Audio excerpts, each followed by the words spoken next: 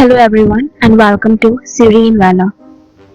आज का जो ये केस है ये बहुत ही ज्यादा वियर्ड एक्ट के बारे में है जिसे हम आम लाइफ में न्यूज़पेपर्स में शायद ही कभी पढ़ते हैं। It's about cannibalism. Cannibalism means eating of human flesh by human beings. अगर आप इस तरह के कंटेंट से बहुत ज्यादा अनईजी फील करते हैं you can skip the video and I will see you in the next one.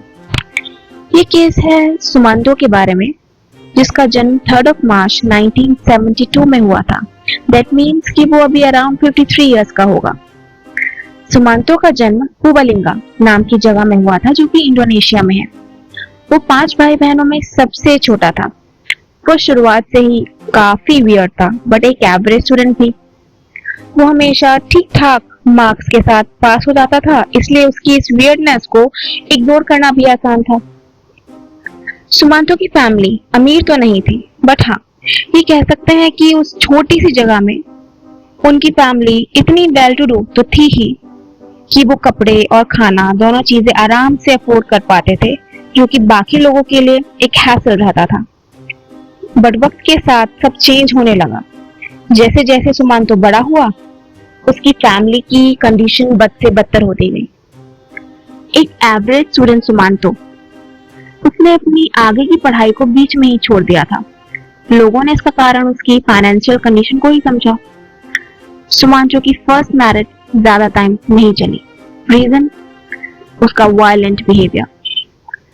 कुछ वक्त बाद उसने फिर से शादी की। इस बार उसे एक बेबी भी हुआ बट वो शादी भी उसकी वायलेंट बिहेवियर के चक्कर में ज्यादा वक्त तक नहीं टिकी। देखते ही देखते सुमांतो की हालत इतनी ज्यादा खराब हो गई कि वो नॉर्मल ब्रेड और राइस को भी अफोर्ड नहीं कर सकता था। उसी दौरान एक खौफनाक घटना घटती है। एक 81 इयर्स की महिला जिसकी हाल ही में डेथ हुई थी, उसको दफनाने के बाद जब वापस अगले दिन उसकी कब्र पे नजर पड़ती है लोगों की, तो वो देखते हैं कि किसी ने तो कब्र के साथ छेड़छाड़ की है। जब कब्र खोदी जाती है तो सब हैरान। वो देखते हैं कि कॉफिन खाली है और लाश गायब है। वहां लोगों की भीड़ इकट्ठा होने में बस कुछ मिनटों का वक्त लगता है। उसी भीड़ में से एक आदमी चिल्लाता है, सुमांतो सुमांतो, ये उसी का काम है। आखिरी बार उस कब्र के पास जिसे देखा गया था वो सुमांतो ही था। लोग इकट्ठा होते हैं और उसकी झोपड़ी में घुस जाते हैं। वहां लोगों को उस लेडी के जिसकी डेथ हुई थी उसके कपड़े और टेबल पे कुछ हड्डियां पड़ी हुई मिलती हैं। वो सब हैरान और परेशान कि सुमांतो ने इसके साथ किया तो किया क्या। पुलिस कस्टडी में सुमांतो ये बात कबूल करता है कि उसने उसे खा लिया है। He literally ate the corpse। बस ये बात तो आग की तरह पूरे गांव में फैल जाती है। आपको लगा होगा कि इससे ज्यादा अजीब और क्या हो सकता है, राइट? बट रुकिए, मैं बताती हूँ कि इससे भी ज्यादा अजीब और क्या था। पुलिस कस्टडी में सुमांतो कन्फेस करता है कि ये सब उसने रिलीजियस बिलीफ में किया है। उसको एक रिलीजियस प्रैक्टिशनर ने बताया कि अगर वो 7 कॉर्प्सेस 7 लाशें खा लेता है तो उसे सुपरनैचुरल पावर्स मिल जाएंगी। लोगों में ये बातें फैलने लगी और होने लगी कि उसने कहीं एक से ज्यादा डेड बॉडीज को तो नहीं खाया है, लेकिन इस केस के अलावा उस पर कोई भी और चार्जेस प्रूफ ना होने की वजह से नहीं लग पाते।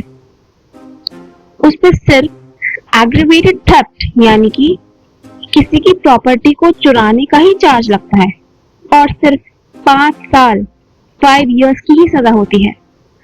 उस दौरान एक डेड बॉडी को एक प्रॉपर्टी कोर्ट ने बोल दिया था, इसलिए सुमांतो के अलावा कोर्ट और जुडिशरी भी काफी लंबे वक्त तक इंडोनेशिया में चर्चा का विषय बना रहा। सुमांतो के गुड बिहेवियर के चलते उसे जल्दी रिलीज कर दिया गया। बाद में उसने एक लोकल स्कूल ज्वाइन किया जहां पर बाकी सब्जेक्ट के साथ साथ सबसे ज्यादा फोकस रिलीजियस प्रैक्टिसेस पे किया जाता था। लोगों ने नोटिस किया कि सुमांतो की जो हालत है वो पहले से बेहतर है।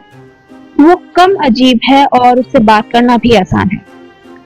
सुमांतो और इस केस को लेकर के सबकी अपनी अपनी सोच है। उस पे इतना छोटा चार्ज लगा और इतनी जल्दी उसे रिहा कर दिया गया कि कुछ लोगों को लगता है कि ये बिल्कुल ही अन्याय हुआ। वहीं कुछ लोगों को लगता है कि उसको एक और चांस मिलना चाहिए था। इस सब पे आपकी क्या राय है? अपना पॉइंट ऑफ व्यू मुझे कमेंट सेक्शन में जरूर बताएं। वीडियो अगर अच्छा लगा हो तो प्लीज वीडियो को लाइक कीजिए और चैनल को सब्सक्राइब कीजिए।